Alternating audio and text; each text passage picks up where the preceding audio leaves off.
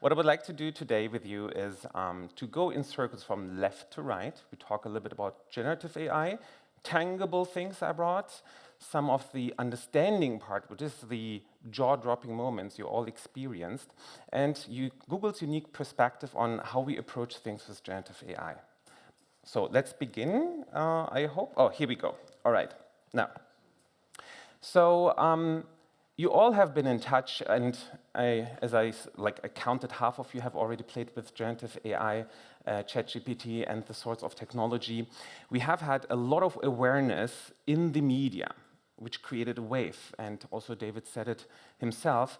This wave hit actually also my circle of friends and family and peers. And since I work at Google, they have asked me, Tanju, is my job at stake? Am I unnecessary in the future? So before we dive into artificial intelligence, let's step aside a little bit to the human intelligence, because this is where the story begins. When I started studying contemplative psychology, the very first thing we learned was the journey starts with you. It is disruptive technology, and when we look into growing up as humans, we all render decisions multiple times on every day. So experiences we gather as we grow up, best practices, lessons learned from failures, and when we render a decision, we have input and output factors that are very actual to this. When we talk about disruptive technology, this framework, very simple, many more layers when you ask a psychologist for the stage, it will do, it doesn't apply anymore that well. So we are looking at an ambiguous situation. Now, when you apply at Google and you prepare for the interview, there's one thing that has always been asked for us to prepare. Thrive in ambiguity, because ambiguity is oftentimes the foundation of innovation, and we do innovation at Google, right? So how do we do that? We are bold in ambiguous situations. Now, we memorized that. I will circle back to that bold moment a little bit later on a better slide. For now, we go back to the artificial intelligence again. Now, Google has been always an AI company first. Why? We had always big data to digest, right? A lot of data. And throughout the years, we have pioneered a lot of innovative products. So one of them was 2017, the Transformer, which is the foundation of this jaw-dropping moment creating with, so one of the key secrets is we give very little input to a transformer, and it can generate a lot out of it based on a lot of different variations of neuronal networks, network and language processing, so it's all in there. And as you can see, throughout the years, we have worked on different models. Lambda 2, maybe, if anyone saw the presentation with Sundar, he was talking to Lambda as Pluto. And of course, Palm 2 this year also announced at Google I/O. Amazing technology that is founding as a large language models now many of our services, but not the only one. And I will circle to that one later at the unique Google approach. Now, when we talk about AI, we have been talking oftentimes about classification and prediction, right? I have a fantastic use case. We have been partnering up with a supermarket chain, and we did prediction with ML-based food ordering processes for the supermarket chain. And with our prediction, we helped reducing the food waste by 70%. This is where AI comes in handy, and we have been already asked to be very bold, but also helpful and responsible about the powers of AI. Today, we are looking more into generative and understanding part. Generating in as using very little words to generate results, more than a haiku, which is usually typically three sentences. All right, okay, the number 3 is very magic with haiku. And then also the understanding part, which is the more impressive to me personally. Now, very, very tangible use case. We have a beautiful picture created by a prompt with very little words, and by just changing one word, we get a better customized result. Very, very easy. We want to take this one a little bit further. How about you take 10 pictures and create a 10-second video? Looking at the real estate market, that might be handy.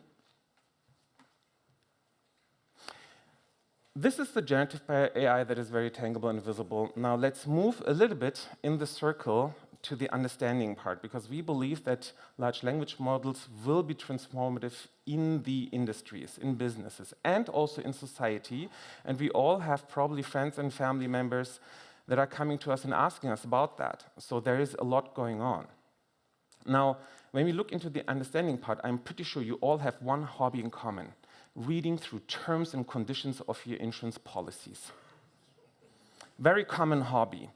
And nowadays, we have the problem that we don't have the time to read through all the terms and conditions.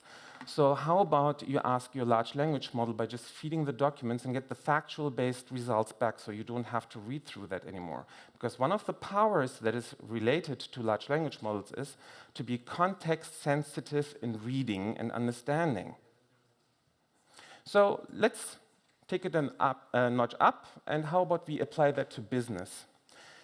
Why don't you talk to data?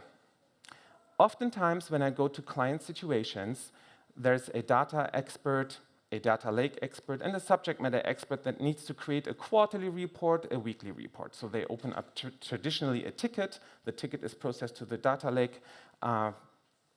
It comes back created. In the worst case, you have to do development, connect some data silos to it.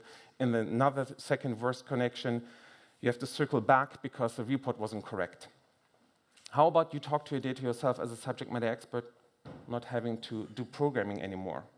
Because the large language models are capable of really understanding what you need and bring back the results in the format you need. So we are not only now understanding and talking to data, no, we are transforming the data in the necessary way we do. And I think there have been, if you have played with the large language models, most of you most likely tried also some math equations for sure, or can you give me the code for generating an Excel, blah, blah, blah, because I don't want to look into the programming of Excel, right? I see some faces smiling. Okay, gotcha. How about now we not only talk to data, we take it, again, one step further, and we have a conversation with a large language model. This use case in particular will help transforming customer service or interaction. Why do you have to call or write anymore if you can just address it in a natural language-based conversation? Opening up a ticket in case this is necessary. If you're working inside of a company and you have a problem, oftentimes you need someone to address issues with. Or you have customer service, instead of keeping them in the waiting line for 10 minutes, 15 minutes, how about you come back? Where's my claim status? In contact centers, if you look into the insurance industry, for instance, many calls are, where's my claim status? And you always have to go to a real-life person to get back the answer. How about you can shortcut it for your resources, and you get the answer right away from the database because it's just there, and it can provide the answer. These are all use cases that are tangible. Okay. And let's move on a little bit quicker, because I want to close the first circle. Looking into being bold comes also, and that has been also said here in the introduction, we need to be responsible. At Google, we make sure that everything we do and the way we work, the way we operate, we bring in unique perspectives from everyone to be responsible about the technology we provide you with. But still, and this is my one ask for today for all of you, the journey begins with you. It is you who uses this technology, advancing in use cases, so be responsible, but also be bold, be educated. We on our side make sure that everything is safe as is possible. If anyone is here a tech expert, we have SQL injection as a cyber threat to databases. We are working on avoiding prompt injection with AI prompts, right? So this is the first circle we closed.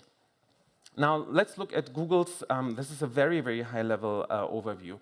What we at Google make sure is, it is your model and your data that has been training your services and your use cases to give you the competitive advantage on the market. We have many products, out-of-the-box solutions like Document AI, where you can process key pair values. We have Health API, where you have Palm 2 models understanding unstructured data in the healthcare system. We have Gen App Builder to create your apps. Tanju, we have the 1-minute warning. 1 minute warning. Okay. Oh my, that's and of I course, have 5 more minutes here, David. I'm getting different visitors, but I will say this. Of course, during the break, she'll be here all day, correct? Yes. So this we can is my also talk offer. with that This more. is my offer. Okay. I apologize. Go One ahead. more minute.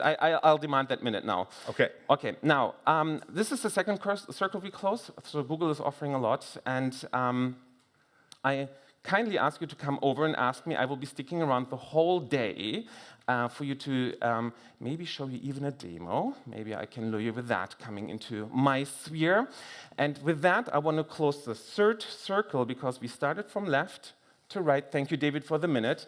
And I will circle myself now, and thank you for your attention. Thank you. Thank you, Tanju. I appreciate it.